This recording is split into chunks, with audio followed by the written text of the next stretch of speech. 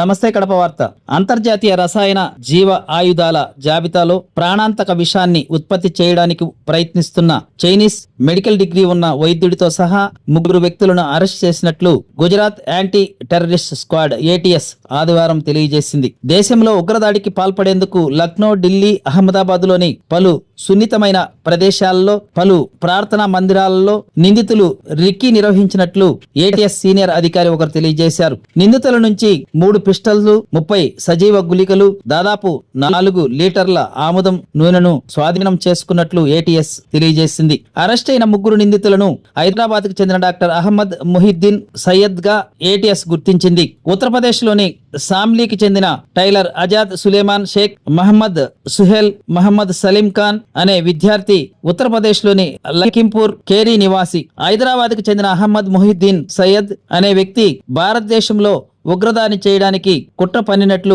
Deputy SP SL Chaudhary రహస్య సమాచారం అందిందని ATS deputy inspector general DIG Sunil జోషికి తెలియజేశారు. అహ్మదాబాద్ మెహసానా రోడ్లోని అదాలజ్ టోల్ ప్లాజా సమీపంలో ATS SP K సిద్ధార్థ నేతృత్వంలోని బృందం ఒక కారును అడ్డుకుంది. సయ్యద్ నడుపుతున్న వాహనాన్ని తనిఖీ చేసిన తర్వాత బృందం 2 గ్లాక్ పిస్టళ్లు, 1 బెరెట్టా పిస్టల్, 30 ప్రత్యక్ష గుళికలు మరియు 10 లీటర్ల ప్లాస్టిక్ కంటైనర్లో నిల్వ చేసిన ఆముదం నూనెను కనుగొన్నారు. విచారణ సమయంలో సయ్యద్ ఉగ్రవాది దాడికి సంబంధించిన కుట్రలో చురుకుగా పాల్గొన్నట్లు వెల్లడించారు. గుజరాత్ లోని కలోల్ సమీపంలోని నిర్మానుష్య ప్రదేశం నుంచి ఆయుధాలను నిల్వను పొందినట్లు ఆరోపణలు వచ్చాయి.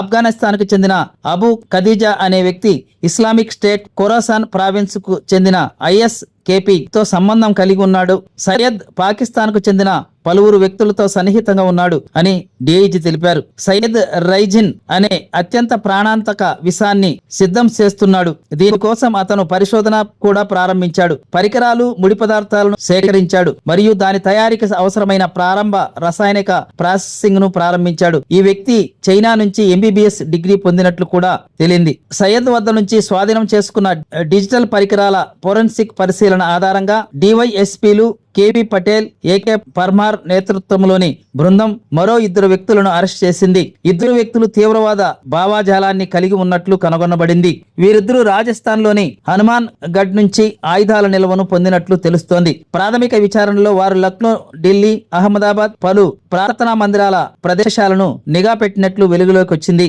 ఆయుధాల మూలం నుంచి ప్రశ్నించగా తమ హ్యాండ్లర్ పాకిస్తాన్ సరిహద్దు గుండా డ్రోన్ ద్వారా ఆయుధాల సరుకును పంపుతారని వారు వెల్లడించారని జోషి తెలిపారు.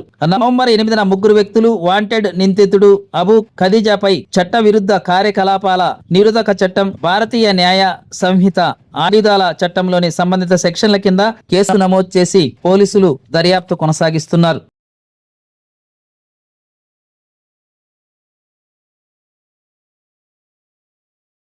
ప్రతి ఒక్కరూ తప్పనిసరిగా యూట్యూబ్లోకి వెళ్ళి కడప వార్తను లైక్ చేయండి, సబ్స్క్రైబ్ చేయండి. ఇట్లు మీ జి రమణయ్య, ఎడిటర్, కడప వార్త.